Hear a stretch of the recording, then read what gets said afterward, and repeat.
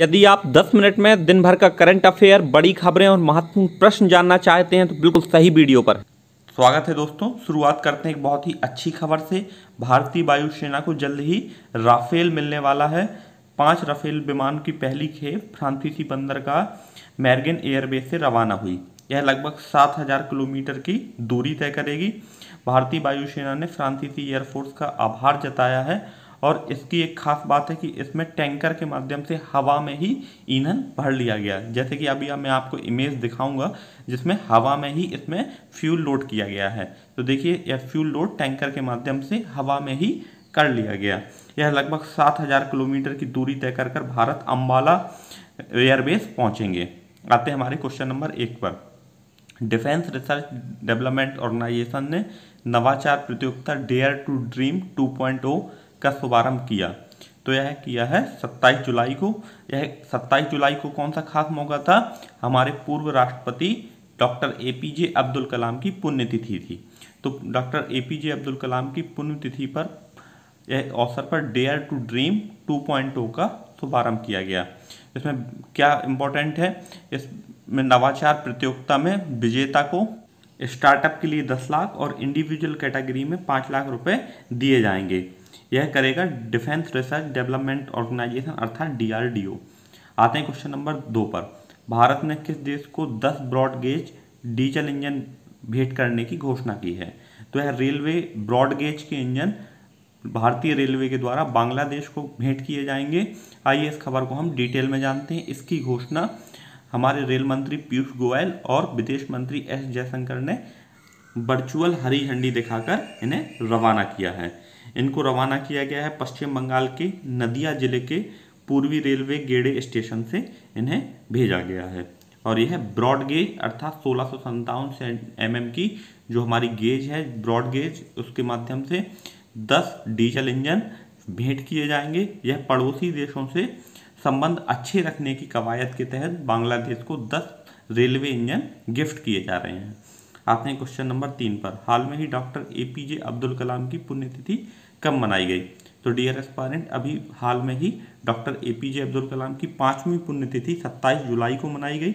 और हमारे पूर्व राष्ट्रपति डॉक्टर एपीजे अब्दुल कलाम, जिन्हें मिसाइल मैन ऑफ इंडिया के नाम से भी जाना जाता है, उनकी पुण्यतिथि पर डिफेंस रिसर्च डेवलपमेंट ऑर्गेनाइजेशन अर्थात डीआरडीओ ने डेयर टू ड्रीम 2.0 नामक प्रतियोगिता शुरू की है और इसके विजेता को स्टार्टअप के लिए 10 लाख रुपए और इंडिविजुअल कैटेगरी में 5 लाख रुपए दिया जाएगा।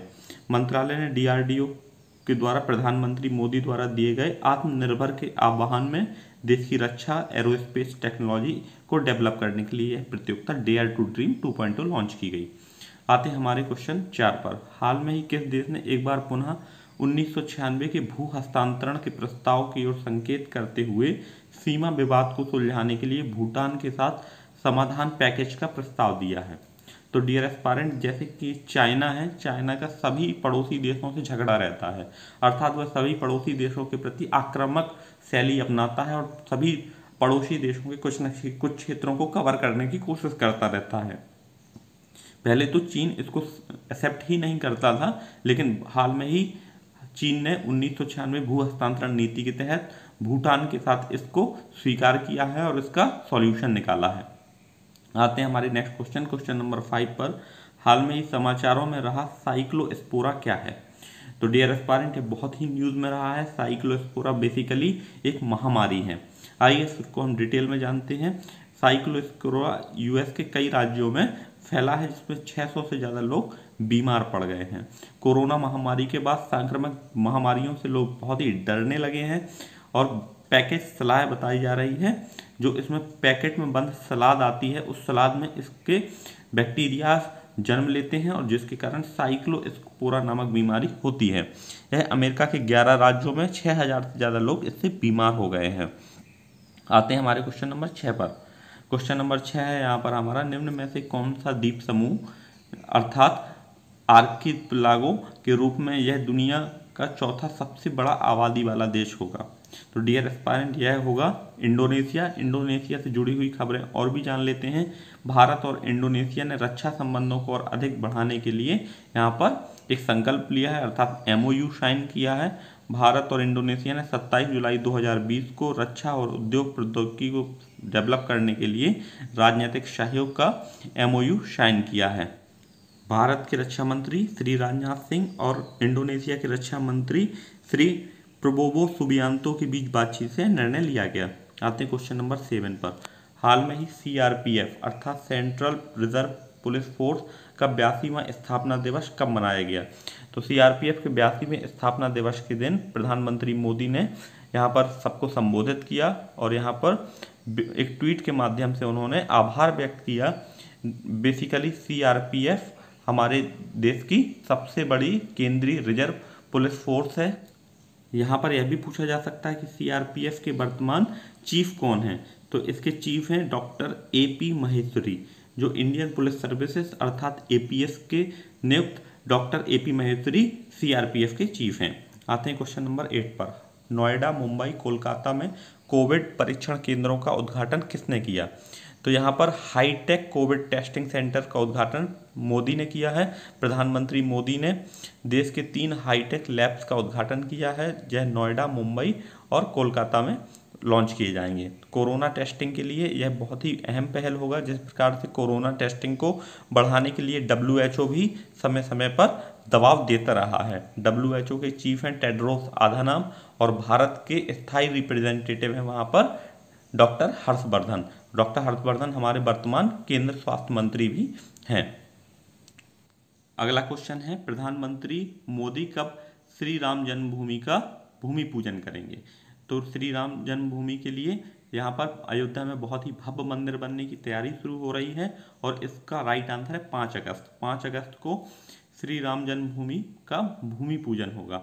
राम जन्मभूमि से संबंधित एक खबर बहुत ज़्यादा ट्रेंड में रही है। टाइम कैप्सूल के बारे में हमने day to day news media में देखा है, तो आइए डिस्कस करते हैं टाइम कैप्सूल होता क्या है। बेसिकली क्या होता है कि जब सभ्यताएं बदलती हैं, बहुत लंबे समय अंतराल में पुरानी सभ्यताओं की जानकारी हमें खुदाई के माध्यम से निकली है, तो 200 फीट गड्ढे में टाइम कैप्सूल को भारतीय सभ्यता के बारे में अहम जानकारियाँ डाली जाएंगी। जिस प्रकार से अभी विवाद बाबरी मस्जिद और राम जन्मभूमि को लेकर हुआ था, इस प्रकार का कोई विवाद भविष्य में ना हो, इसलिए यह भारतीय सभ्यता की अहम जानकारियां इसमें डालकर गड्ढे में डाला जाएगा। आते हैं क्वेश्चन नंबर 10 पर। हाल में ही विश्व प्रकृति संरक्षण दिवस कब मनाया जाएगा?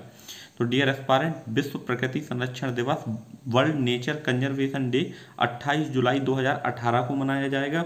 यहाँ से मैं आपको कहना चाहूँगा कि आप प्रतिदिन आने वाले डेज को एक कॉपी में नोट कर लें, ताकि इन डेज को डे टू डे रिवाइज करते रहें, क्योंकि यहाँ पर बहुत से डेट पूछे जाते हैं एग्जाम में। 28 जुलाई को विश्व प्रकृति संरक्षण दिवस, जो कि प्रतिवर्ष 28 जुलाई को मनाया जाता है।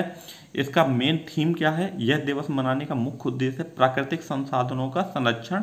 जैसे प्राकृतिक संसाधन कौन कौन से? हमारे पेट्रोलियम, कोयला इत्यादि, इनका संरक्षण और तत्काल आवश्यकता पर ध्यान देना और टिकाऊ विकास के योजनाओं पर महत्व देना, अर्थात जो लॉन्ग लास्टिंग हो। आते हैं क्वेश्चन नंबर 11 पर। हाल में ही सर गॉरफील्ड सोबार्स का 84वां जन्मदिन मनाया गया। तो सबसे पहले तो हम यह डिस्कस कर लें सर गारफील्ड सोबार्स हैं कौन? तो doctor Garfield Sobers basically West Indies के ऑलराउंडर हैं। यह क्रिकेट दुनिया में जाने माने खिलाड़ियों के रूप में जाने जाते हैं। सर गारफील्ड सोबार्स, जो कि गैरी सोबार्स के रूप में जाने जाते हैं, पूर्व क्रिकेटर हैं वेस्ट इंडीज के। सोबार्स को व्यापक रूप से हरफनमौला खिलाड़ी के रूप में जाना जाता है। इनका जन्म 28 जुलाई 1936 में हुआ। हाल में ही इन्होंने 28 जुलाई को अपना 84वां जन्मदिन मनाया है। तो यह क्रिकेट जगत की महान हस्ती है। आते हैं क्वेश्चन नंबर 12 पर। हाल में ही मौसम के पूर्वानुमान के लिए मौसम एज किसने लॉन्च किया है? तो डियर एस्पायरेंट, मौसम ऐप लॉन्च किया है डॉक्टर हर्षवर्धन ने। डॉक्टर हर्षवर्धन हमारे वर्तमान केंद्रीय स्वास्थ्य मंत्री हैं और WHO के भारत के स्थायी एग्जीक्यूटिव रिप्रेजेंटेटिव भी नियुक्त किए गए हैं। मौसम ऐप के बारे में हम डिस्कस कर लेते हैं। यह भारत के 450 शहरों के बारे में सटीक जानकारी देगा। जिस तरह से हमारे एक्वावेदर और अन्य ऐप जानकारी देते थे, भारत सरकार ने एक ऑथेंटिक ऐप लॉन्च किया है, जिसे 450 शहरों की सटीक जानकारी मिल जाएगी। आते हैं क्वेश्चन नंबर 13 पर। हाल में ही मध्य प्रदेश के राज्यपाल के रूप में किसे नियुक्त किया गया है? तो डियर एस्पायरेंट, हाल में ही हमने न्यूज़ में डिस्कस किया था लालजी टंडन जो मध्य प्रदेश के राज्यपाल थे, हाल में ही उनकी डेथ हो गई थी, तो उनकी जगह आनंदीबेन पटेल को चार्ज दिया गया है। अब आनंदीबेन पटेल वर्तमान में उत्तर प्रदेश की भी राज्यपाल हैं, तो अब यहाँ पर इन्हें दोहरा कार्यभार दिया गया है, अर्थात डुअल चार्ज में उत्तर प्रदेश और मध्य प्रदेश का राज्यपाल का कार्यभार संभालेंगी।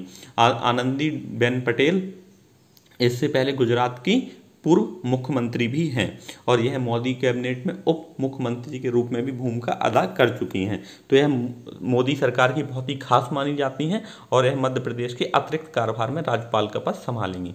हाल में ही किस राज्य ने निःशुल्क मास्क वितरण योजना शुरू की है? तो डियर एस्पायरेंट, यह बहुत ही अच्छी पहल है।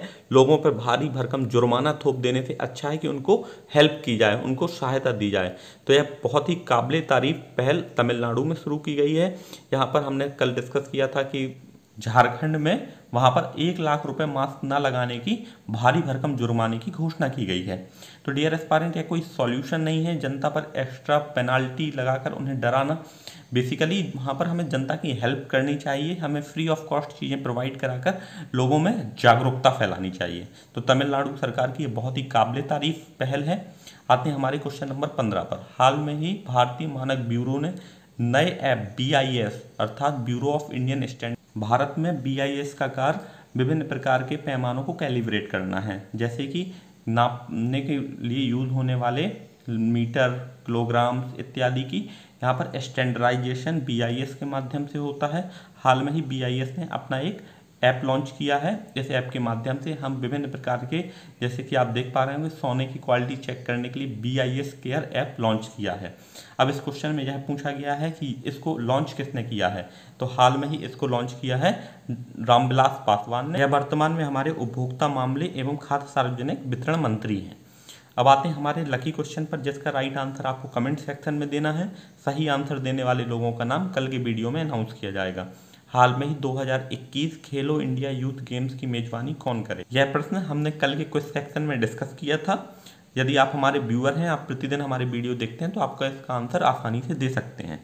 कल के हमारे राइट आंसर देने वाले डियर एस्पायरेंट हैं Arun Kumar, Vijay Raj, Sonu Kumar, fact and curious, run by Jitendra Jain, Rohit Kumar. इतने लोगों ने यहाँ पर राइट आंसर दिया है।